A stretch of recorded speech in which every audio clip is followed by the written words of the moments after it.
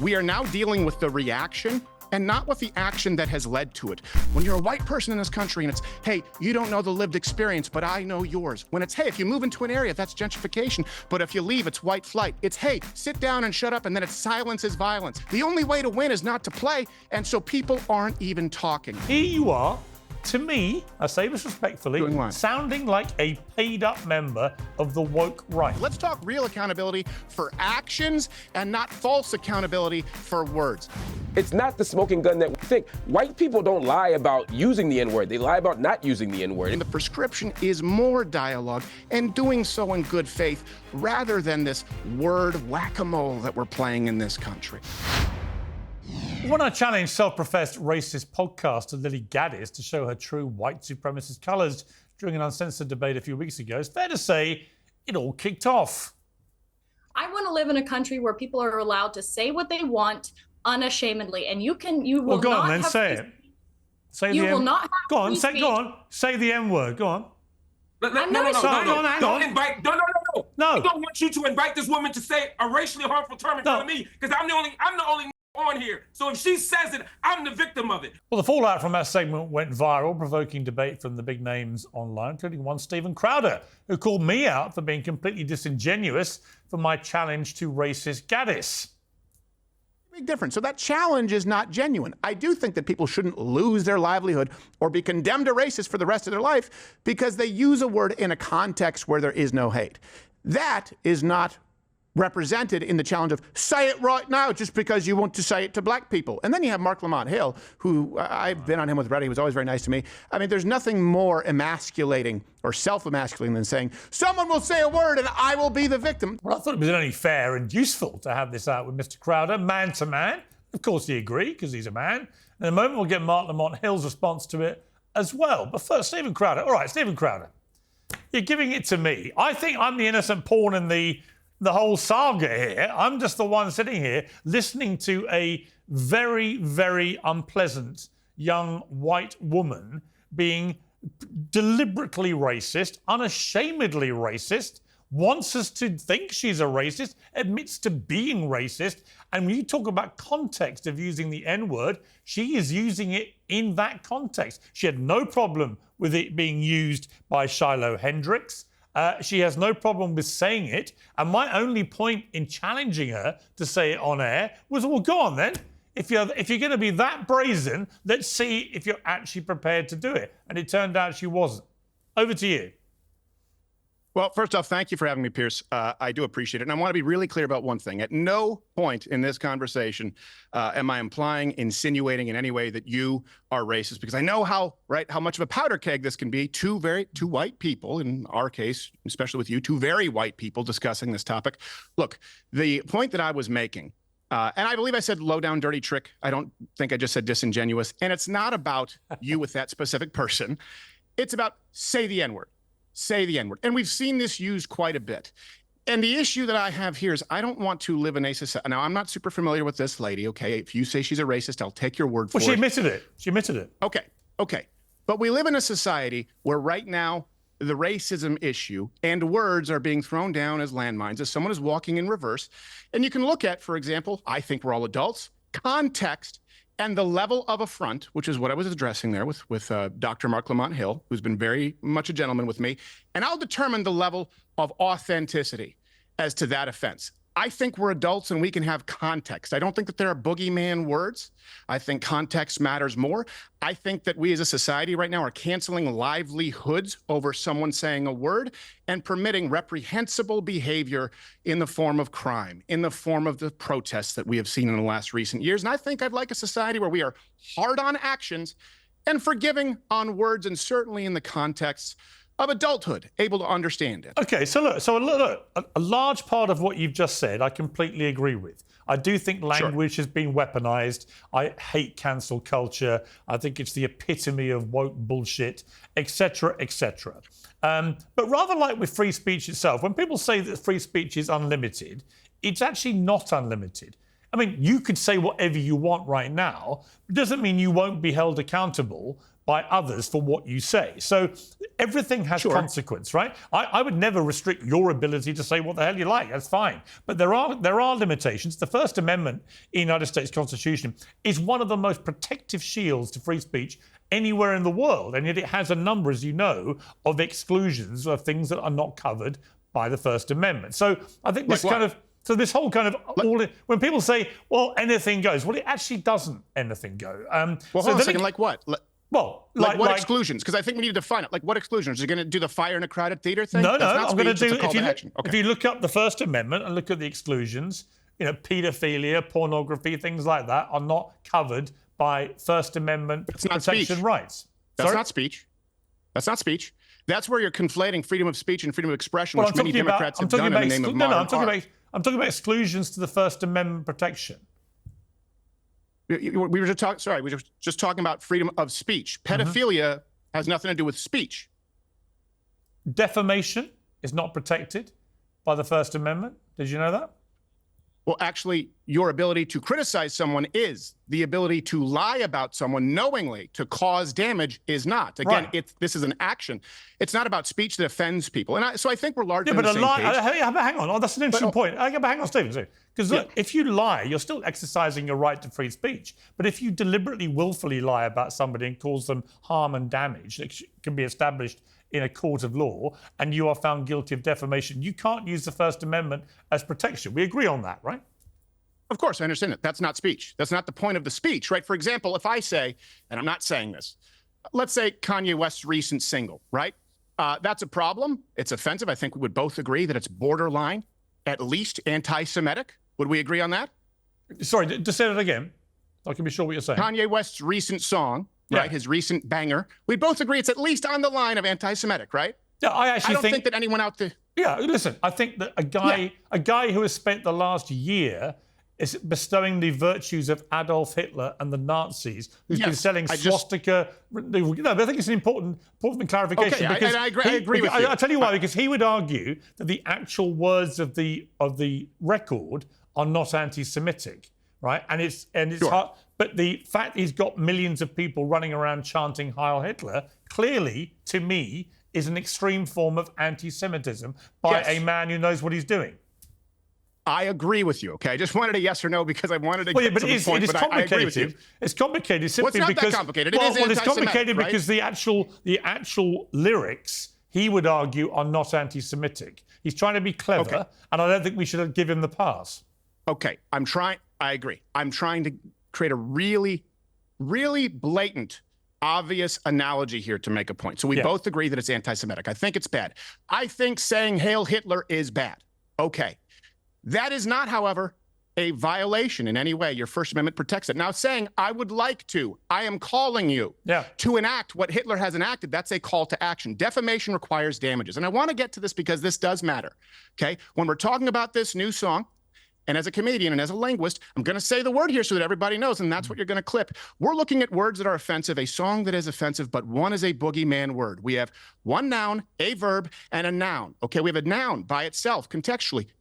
That's bad. Shouldn't say it, but it's not imbued with any power outside of historical context. The last noun, Hitler, is imbued with the power of the verb that precedes it, hail, to praise, to venerate. That'll get clipped, even though I'm condemning the song as anti-Semitic, and not one person here who would be the victim of a more severe call to action is going to say it's anti-Semitic. I think we're in a silly point in this country when we're pulling this clip to condemn the anti-Semitism here at the studio, and people going, hey, can I get a second cut of that N-word, Hail Hitler?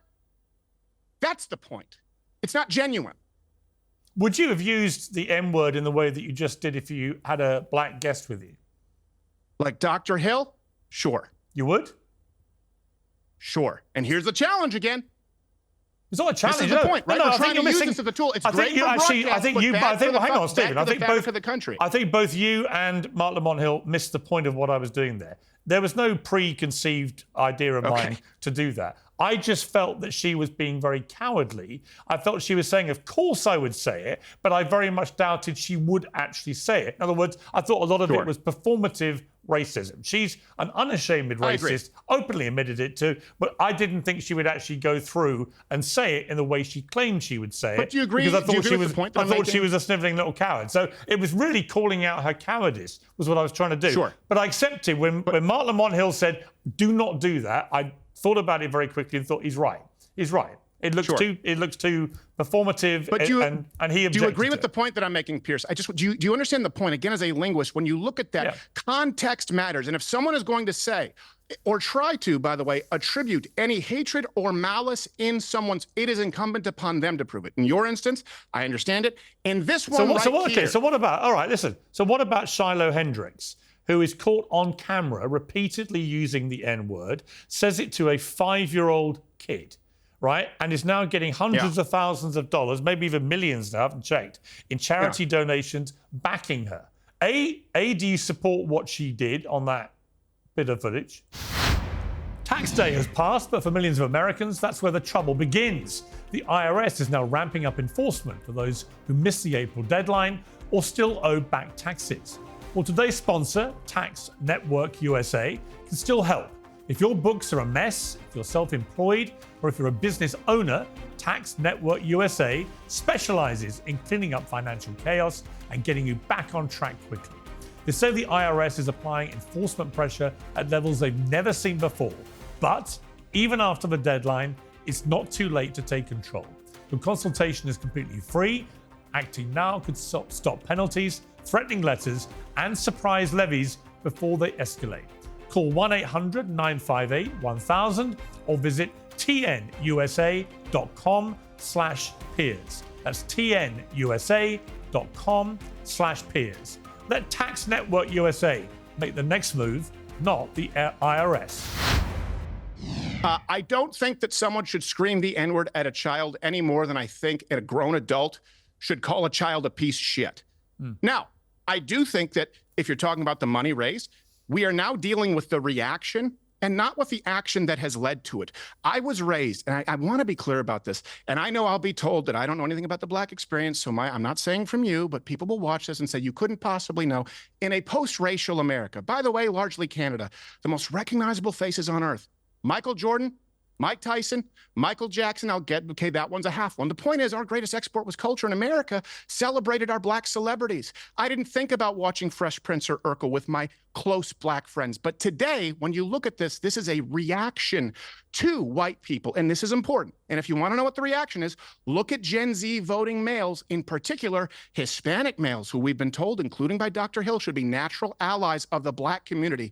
When you're a white person in this country and it's, hey, you don't know the lived experience, but I know yours. When it's, hey, if you move into an area, that's gentrification. But if you leave, it's white flight. It's, hey, sit down and shut up, and then it's silence is violence. It's, hey, you can't use empirical in making an argument about neighborhoods regarding crime data, but you also can't say you have a Black friend, which, by the way, is a completely legitimate defense against racism. The only way to win is not to play, and so people aren't even talking. And I want to make one last point. I do a segment on this show called Black and White and the Gray Issues, where I will, as Dr. Hill does, go into barbershops, go into Black neighborhoods, and discuss these issues with them. And not once has anyone accused me of a whiff of racism. What white people are afraid of in this country, and the reason they're not having a dialogue, is the game of telephone and someone in the media telling a community that they should be experiencing an affront. And that leads to more racial division. It doesn't end anywhere good. Okay, but let me respond to that. It's not accountability. It's false outrage. If you don't mind me saying, you're being slightly distracting from the actual story, which to me should be an open and shut case. Whether you're on the left or the right, it should not be difficult to watch footage of a white woman repeatedly using the N-word at an adult Black male and then using it at a 5-year-old Black child. Obviously, any human being, it seems to me, with any understanding of the history of the United States of America should be able to say that is completely unacceptable and not go into some long speech about this, this, and this. It just is wrong.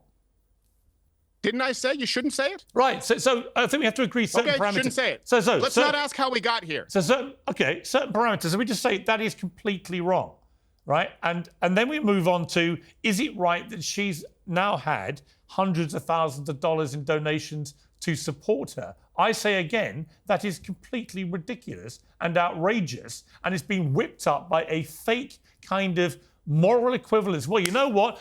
People are racist about white people, so of course we should support her. No, just take a line in the sand and say, if you use the N-word against black people, you are being racist. If you're white, you know you're being racist, you shouldn't do it, and you should face consequences when you do it.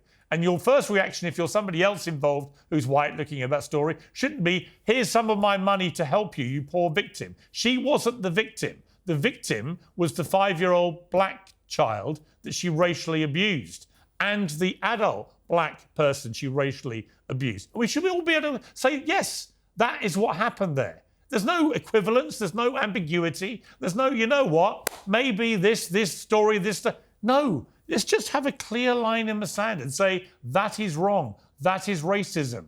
End. Surely? No. Now, do you want to know which part I disagree with? Yes. Certainly not the part that I already agreed with. Shouldn't yell the N-word at a black person 5 years old or 50 years old. But the reason for the GoFundMe amount, you can simply dismiss it and say those people are racist. Or I am telling you that you are seeing a statistical reality emerge where, by and large, the rejection of countries like where you and I are from, the policing of speech, and the out-of-context use of boogeyman words to try and destroy people's livelihoods, where white people are going, yeah. The conversation, though, isn't that you shouldn't do that. We all know that. The conversation is, I can lose my job if I sing along to my favorite hip-hop album, whether Enter the Wu-Tang or Kanye's College Dropout.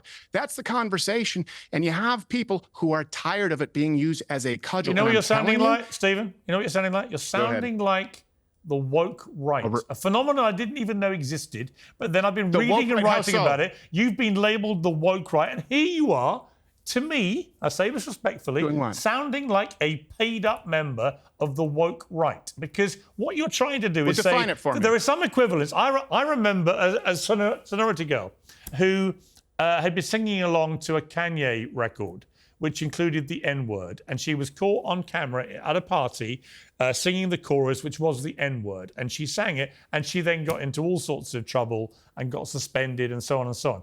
To me, there is absolutely, you talk about context, there is no similarity between what happened there, which was ridiculous, and what happened in that playground with that woman deliberately and malevolently racially abusing black people. There's no similarity there. They are completely different things and should be treated completely differently. I think anyone, white or black, should look at the white girl at college who is caught on camera singing a chorus to a #1 hit record, which happens to include the N-word. She should not be punished for that. She might have somebody explain to her, you know what, blah, blah, blah. Okay? But there's no equivalence between that and what happened in that playground. Because you talk about context. The context of the one in the playground was to be deliberately racist. Well, the context of the playground was that her child was having another child steal from her child's bag, and she was upset. And again, it still doesn't make it right, but let's also provide some context. The point that I was addressing was you labeling everyone who gave to the Give, Send, Go. By the way, I've also never been labeled woke right. That's very, very silly. $782,000, I believe, give or take. Maybe it's $882,000. But hold on a second. You say that every single person who is giving to that is the equivalent of the person yelling the N-word at a 5-year-old. I didn't say that. We say the same thing. No, I didn't say that. Hold on. No, I didn't say that. That's the interruption. I said they're wrong to do it. I'll be done in 20 seconds. 20 seconds. Would we also say then that the people giving to Anthony, Carmelo Anthony, support the wanton stabbing of white kids who die in their twin brothers' arms? What I'm saying is there is a reaction to people being told to sit down and shut up and silence is violence, and words being used to end their livelihoods. And that is the conversation that is taking place in this country. And most people are refusing to have it. Of course, you shouldn't yell the N-word at a 5-year-old. You got it. But there's no segment if that's where we end it. Let's discuss why you have tens of thousands of people giving money for something they never would have donated to a mere 10, 15 years ago. Don't we think it would have been better before we got to the point of the Holocaust for someone to say, hey, wait a second, how did we end up here believing that only Jews carry these communicable diseases? How did we end up here, all of us accepting these negative stereotypes? Hey, wait, how did we end up here othering these groups of people? I think the how you've gotten there matters, and I think the prescription for it is important. And that's what I'm trying to focus on. The prescription is more dialogue and doing so in good faith rather than this word whack-a-mole that we're playing in this country. Dry skin, deeper wrinkles, and crepiness are just a few of the visible signs of aging. Also, I'm told. Fortunately, today's show is sponsored by OneSkin. Their topical supplements are designed to help your skin feel and behave as if it's younger, a bit like this. Founded by an all-female team of scientists, OneSkin is the first and only skin longevity company to target cellular skin aging with their proprietary OS1 peptide.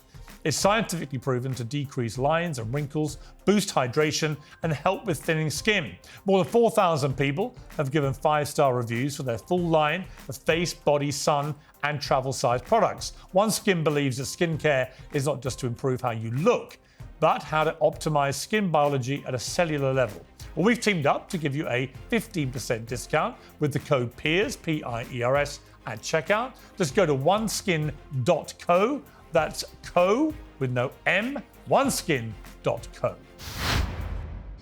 Okay, Marc Lamont Hill, welcome back to Uncensored. I saw your reaction in another podcast I think you did, where you were pretty aggrieved at what you thought I was trying to do there. And just to reiterate to you, in the moment, I was trying to expose her cowardice. And I listened to what your impassioned, immediate response to my challenge, and I immediately realized this would not be a smart thing to do.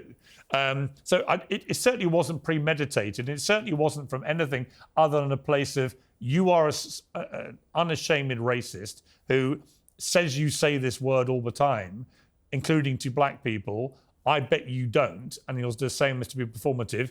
Let's see if I'm right. And, with hindsight, it was a little ill-advised, but it wasn't me trying to be theatrical or get a viral moment, just to reassure you, because you and I go back a long way. I wouldn't want to deliberately put you in that position. And you very quickly responded and made me immediately realize the peril of potentially doing what I was trying to do. But in relation to what Stephen Crowder says, now look, a lot of what Stephen says, I agree with. I do think we've got to a weird place in society where words and language have been ridiculously over-weaponized and used to cancel people and ruin their lives and so on. I agree with that. But I also think there are certain things and words and phrases which have been accepted by society for quite some time now to be completely unacceptable. And one of them is the N-word, particularly when it's used against black people by white people, right? And this woman, the way this Lilly Gaddis sort of proudly giggled her way, talking about how proud she is to say it and so on, I found completely repellent and disgusting. But in terms of what Stephen said about, this is heading to a dangerous area if you weaponize words generally, is he right? In the abstract, sure. I mean, I think if you weaponize a bunch of words and people don't have the safe space to say what they want or say what they believe, it could be a very dangerous space, because what I find to be offensive, you may not. What I find to be extreme, you may find to be moderate. What I may see as outside the proverbial Overton window, you may not. And so you never want to get into a place, to use Stephen's language, where we're just doing the linguistic whack-a-mole. I agree with that wholeheartedly. But I don't think that's what's at issue here. I think there are a few things. You all said a bunch of interesting things that I want to get at. The first thing is, I guess, to Stephen's initial point about my self-emasculation. At the thought, I wasn't melting down, as some on the right have said, because I was afraid that this boogeyman N-word was going to pop out of her mouth and I was going to fall away. That wasn't the point at all. I think you actually characterized it properly, Piers. I was frustrated not at the looming threat of the N-word coming out of her mouth. It was at the spectacle that I felt like in that moment was being created that was wholly unnecessary. And again, I don't think you were doing it intentionally at my expense, but we're all hosts. There's a moment where you got somebody on the ropes, and we know it's a good moment. We know it's a big moment. And getting a white person to say the N-word, it's like A Few Good Men. It's like, did you order, it's the Jack Nicholson moment, right? And if you can get them to do that, that's a big moment. And I get that. I guess my point at the time was, it's not the smoking gun that we think. White people don't lie about using the N-word. They lie about not using the N-word. If she already said, I use the N-word in private. So no one pretends to use the N-word when they don't. So I actually didn't think that we needed that confession out of her. For me, as far as the other point here, I don't accept Stephen's analysis here of the donations to the campaign. Even if he is right that people were donating out of some political reaction to our hypersensitivity as a society, that's the wrong person to do it to. Do it to the person that's getting doxxed because they made a mistake 10 years ago.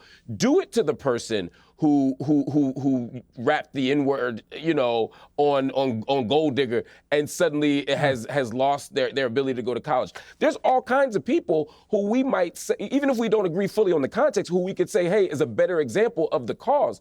But as you said, Piers, this is somebody who was using the word in the exact context that we're afraid of, or not afraid of, in the exact context that we're frustrated about, in the exact context that we think it's being used in. And so to dump money, almost $800,000 into her coffers, it ultimately rewards her for using that language. Imagine if an arsonist were to set a building on fire, and all three of us agreed that arson should not get the death penalty. I think we probably all agree on that. But if we were to then take $1 million and dump it in their GoFundMe to fund the arsonist's legal defense, and now they get off, is that the right way to do it? Is that the right call? There might be other ways to do it than to fund the person who's done Mr. Crowder has very politely raised his right hand to speak, which I think is a rare example of good manners on this program. So, Stephen, your response. Well, it's the Canadian in me, and actually, Dr. Hill and I have go a while back on Fox News, and like I said, he's always been a gentleman, and I do accept his. I saw him on a podcast later explaining that he didn't know who the guest was going to be. This is after the fact, and I have a much greater understanding now. I also get it. I will say, great, now do stabbing. And I think I know what the answer is going to be. Can we both, if we want to find common ground here, agree that, yeah, we really find ourselves at a weird point in this country when a bunch of people are giving to a lady who yells the N-word at a 5-year-old, and a bunch of people are giving to someone who is famous for no other reason than allegedly stabbing an innocent person? I know that we'll say it's because innocent until proven guilty, but this is the information that we have on both of these scenarios at this point in time. And what I'm discussing is the prescription moving forward. And one final thing. Here's the point that I was making that you didn't show in that clip too, was saying that it's racist for someone to say they would prefer to live in a predominantly white neighborhood, or they would prefer to live in their neighborhood, which is not black, I believe is what they said. And I don't believe it was necessarily her. I believe there was a man on the panel who said that, but you do. And I'm not going to attribute racism in your heart because only 4% of the population where you're placed in Los Angeles is black. I think we need to stop attributing and imbuing hatred, and I think we need to stop empowering them. But we do find ourselves at a point in this country where neither of these give, send, goes would have blown up if it existed 10 years ago. Why? How'd we get here? I actually, well, Mark, I'll get you to respond. I have to say, in a way, completely different scenario, but how we got here, I think the same blame can be attached to how we got here to what is going on with the reaction to Joe Biden's health news. I made a point last night on X when that story broke. I was staggered by the instantaneous mockery, abuse, glee, ecstasy, desire for him to die that poured out in response to my tweet revealing this news about him having aggressive advanced stage 4 prostate cancer metastasizing to his bones, which is clearly an incredibly serious situation for a man of his age. And I just made the point that the guy's served his country for 50 years. Whatever you think of it, this is the moment just to wish him well, isn't it? The answer was no, and has carried on being no for the next 24 hours in the most stunningly abusive, horrific, ghastly manner, totally inhumane to me. And I think the common theme, Stephen, of the two things is social media. Social media has, I think, inflamed social and racial tensions to a point where people just don't think the normal rules of society apply. They can be as disgusting and inhumane and racist and sexist and whatever they want to be as they like, with no accountability in almost every case. And we've become almost neutralized to that kind of thing. And part of the problem is that when people like you and me, and Mark, I'm sure, launch staunch defenses of the right to free speech, the wrong ears take it as the right to be openly racist and all these other things with no accountability. They misunderstand what free speech actually entails. It doesn't mean you're never going to be held accountable for what you say. When Shiloh Hendrix said that she said the N-word, whatever, this was her right to free speech. Yeah, but everybody else has a right to hold you accountable for it. And it's the second part of that equation, which is, I think, important. So, Stephen, your response to my thesis. Yeah. Yes, I disagree. I think social media is a part of it, but I also don't think that we're dealing with an accountability culture as far as the country. I think we're dealing with a false accountability culture as far as the media and those in the establishment. You have myself, for example, who was demonetized, throttled on YouTube for simply using the term lesbian queer, someone who referred to themselves as a lesbian queer. It was a quote. Then moved over to Rumble, and after the Exodus, Diageo, in charge of 80% of the world's advertising, told Rumble that it wasn't enough to demonetize myself, but that they wouldn't spend $1 of advertising on the entire platform, an alternative platform to YouTube, unless I was removed. You've had entire governments try and remove platforms for freedom of speech. This is not the accountability that people in the streets are calling for. What is being called for example, from people in the media, is a lie. They would rather hear a lie than the truth. And so you have people checking out. For example, someone's afraid to say, could be my black neighbors, but it's anecdotal. I'm not supposed to say the black friend thing. Move to the same neighborhood I have because it's safer and there's a stronger sense of community. But if you want me to lie to you and say, I picked that neighborhood and it just so happens to be more mixed or more white, but my neighbor's a former Dallas Cowboy, you can demand a lie, but the media is demanding the lie, not the American people. I am in no way concerned going down to a black neighborhood because I do it to the tune of hours, hundreds of hours of footage and hundreds of millions of views discussing these issues. The challenge I run into is when someone else, a third party, wants to play a game of telephone and tell them that it's racist. You can go and watch. I had not one, not two, but 10 people in this installment say, yeah, I think all lives matter. I think anyone who says that's white supremacy is out of their mind. They don't speak for us, the black community. I'd never know that unless I had that conversation with them. Very few people are doing it. You're demanding a lie of people. Okay, Mark, your response. Lots of things again.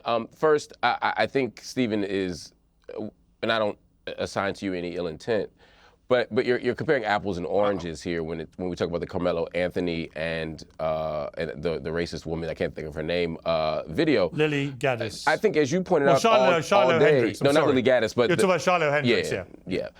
Shiloh Hendrix, yes. When you talk about context, I think we have to look at context in the context even of these GoFundMes, right?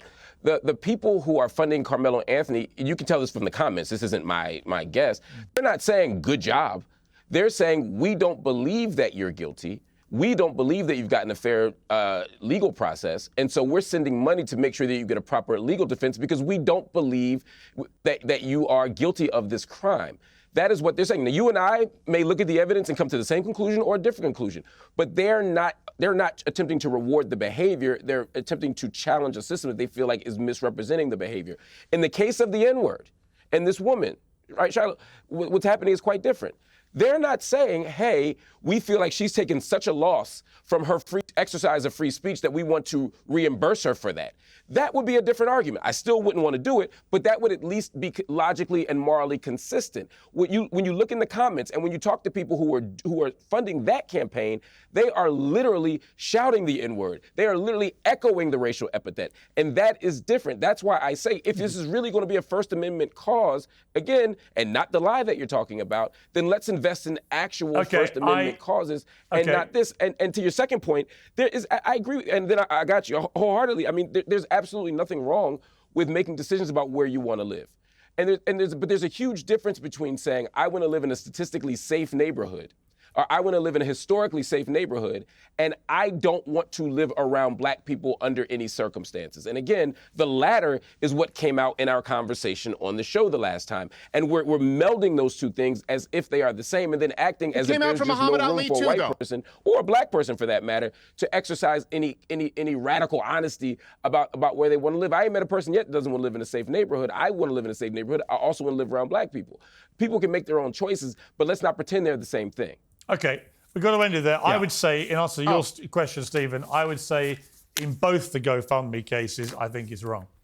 I think the intentions... Stabbing is worse than a word. I think the intentions on both sides are actually malevolent and wrong. They're not doing it out of any great sense of social justice or anything. They're doing it because they're taking a side based on skin colour in both those stories, I think. So I think... murder is worse than yelling. Yeah, listen. I think. Allegedly stabbing someone to death is worse than and getting using legally an ugly railroaded word. is a worse outcome than getting held accountable for using the N-word. Yeah, but it's all about the framing. No, but Stephen's point is that one is worse I than don't the other. think we can end this on this, Pierce. I can take 30 seconds here. If we're Right, talking about right, accountability, but like I said, the league, false but we're pretending.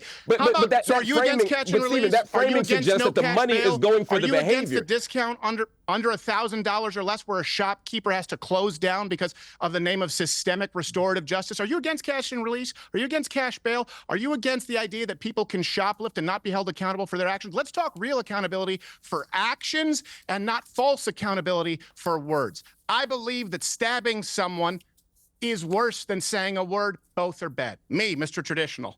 You know what? Okay. Let me respond to that. Let me respond to that. Quickly. Because again, that is a disingenuous framing. No one is arguing that stabbing someone is better than using the word. My point is our response as a community to the stabbing is not to say, great job. Our response is, this was awful, but let's find out what really happened. No one is saying on the other side of this issue that N-word thing is awful, but let's hold this woman accountable, but let's not go too far. And if they are, I'm okay with that. But it's not apples and oranges. No one is saying what that woman did is worse than that kid getting stabbed. They're saying that the story of the stabbing hasn't been told well or properly, and we want justice for everybody. And to answer your cash bail, yes, I'm against cash bail. Gentlemen, but I don't believe I don't believe that's the only way to hold people accountable. You can hold people accountable without cash bail. I've got to leave it there, not least, Mark, because I'm worried about what you're doing to your ear at the moment. There's clearly an issue, a malfunction. My microphone fell out. And there's something, it looks like you're basically gouging your own ear out in horror of what's happening on screen. Oh, come which on. I know is not what you're doing, but it's a worrying optic for the viewers.